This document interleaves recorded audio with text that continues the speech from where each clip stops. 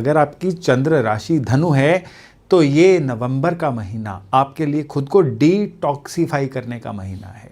ये आपके लिए पुराने कर्जों से मुक्ति पाने का महीना है। इससे पहले कि आपकी राशि में हम आगे बढ़ें, हम जानते हैं कि ग्रह आपकी कुंडली में कहाँ कहाँ पे इस महीने में स्थापित हो रहे हैं। और याद रखिएगा, ये मैं धनु चंद्र राशि की बात कर रहा हूँ। इस महीने में जो बृहस्पति हैं ये आपकी राशि से अष्टम भाव में रहेंगे, हालांकि उच्च राशि के रहेंगे। शनि की बात करें तो ये आपकी राशि से चौथे भाव में रहेंगे, जो आपका सुख का स्थान कहलाता है। राहु आपकी राशि से तीसरे भाव में रहेंगे। यहाँ पे रह के राहु जो हैं ये आपके भाइयों बहनों, जिनको सिबलिंग्स बोला जाता है, आपकी कम्युनिकेशन स्किल्स, इन सभी चीज़ों को प्रभावित करने वाले हैं। और केतु आपके किस्मत के घर को कंट्रोल करने वाले हैं।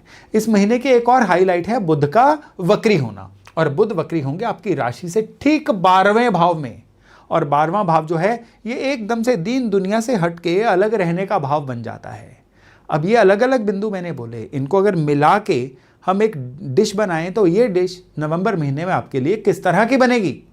इसमें सबसे पहले तो आपके जीवन में खुद को डिटॉक्सिफाई करने का समय रहेगा, जैसा मैंने इसी जानकारी की शुरुआत में बोला था। यानी कि पिछली पुरानी चल रही कुछ ऐसी खराब आदतों का आपको आभास होगा जो आपके लिए केवल आपके लिए टाइम वेस्ट करने का काम कर रही थी। आपके जीवन में एक रूटीन सेट होगी। आपके जीवन से कुछ ऐसे खराब लोग, चाहे नाराज होकर चले जाएं, चाहे किसी और कारण से चले जाएं, वो चले जाएंगे और नए रेलेवेंट अच्छे लोग आपकी लाइफ में आएंगे। और सबसे बड़ी बात क्या है कि खुद को रोज मोटिवेट रखना, ये अब आपकी आदत में ऐड हो जाएगा। और सबसे बड़ी बात क्या है कि अब सारे दिन में आप जो भी करोगे ना, ये आपके आने वाले सुनहरी भविष्य की एक छोटी सी झलक बनेगा।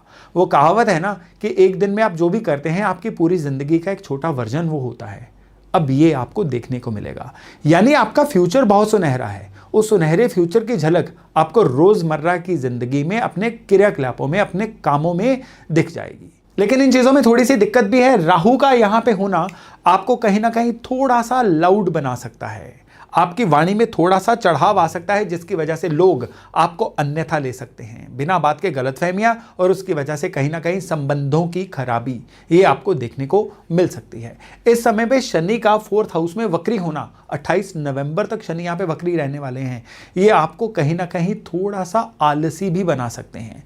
एक तरफ मैं कह रहा हूं कि आपके जीवन में डिटॉक्सिफाई आप खुद को करेंगे, दूसरी तरफ यही जो शनि है ये आपको बहुत आराम पसंद बना देंगे। तो इन दो शक्तियों में, ये दो एक्स एक्सिस और वाई एक्सिस हैं, आपको इसके बीच में लड़के खुद को, बिल्कुल कहते हैं ना, चीजों में से ऊपर उभारना है, यानी कंफर्ट को छोड़ना है, मेहनत को पकड़ना है। फिर देखिएगा कि ये महीना आपके लिए कितना बढ़िया साबित होता है। इस महीने में हेल्थ के मामले में कहीं ना कहीं 2-3 चीजें आपको परेशान करेंगी। सबसे पहले तो सांस लेने में कोई ना कोई तकलीफ आपको परेशान कर सकती है। दूसरा, इस समय में आलस इस तरह से हावी हो सकता है कि लाइफस्टाइल की कोई ना कोई दिक्कत आपको परेशान करेगी। यानी कि अगर आपका एज ग्रुप जो है 40+ है तो आपको ब्लड प्रेशर का भी ख्याल रखना है। इस समय में आपको लगातार एक जगह पे बैठे नहीं रहना है, बॉडी को मूवमेंट में रखना है। और तीसरे, इसी समय में आपको लगातार अपने आईज का भी ध्यान रखना है, स्क्रीन टाइम को कम करना है, नहीं तो आंखों में चश्मा लग सकता है या चश्मे का नंबर बढ़ सकता है। इस चीज़ का इस महीने में आपको विशेष ध्यान रखना है। मनी मैटर्स में ये महीना आपके लिए गिव अवे करने वाला महीना रहेगा, यानी पुराने जिन भी लोगों के आपने पैसे देने थे ना, कहीं ना कहीं से ऐसे साधन बन जाएंगे कि आपके कर्जे जो हैं वो चुकता होने शुरू हो जाएंगे, या आपके लिए धन की आमद इस तरह से बढ़ेगी कि जो भी देनदारियां थी ना वो आपके लिए अब जानी शुरू हो जाएंगी, सही होनी आपके लिए शुरू हो जाएंगी। इस महीने में कुछ ऐसी भी चीज़ें हो सकती हैं कि गलत जगह पे हाँ करके आप फंस जाओ, यानी कोई आपसे पैसे मांग रहा है, आपके कोई ना कोई रिसोर्सेज यूज़ करना चाहता है, आप उसको देना नहीं भी चाहते होगे ना, बरबस ही आपसे हाँ निकल जाएगी और उसकी वजह से भी आप किसी ना किसी परेशानी में फंस सकते हो। तो इस चीज़ की आपको बहुत केयर करनी है। अब दूसरी चीज़ पे आइए कि इस महीने में पारिवारिक संबंध कैसे रहेंगे। पारिवारिक संबंध ओवरऑल सामान्य रहेंगे। बात फिर से वही आएगी कि इस महीने में बुध का वक्री होना आपको कहीं ना कहीं थोड़ा लाउड बना सकता है, या कह लीजिए थोड़ा सा आप एरोगेंट, इगोइस्टिक साउंड कर सकते हो।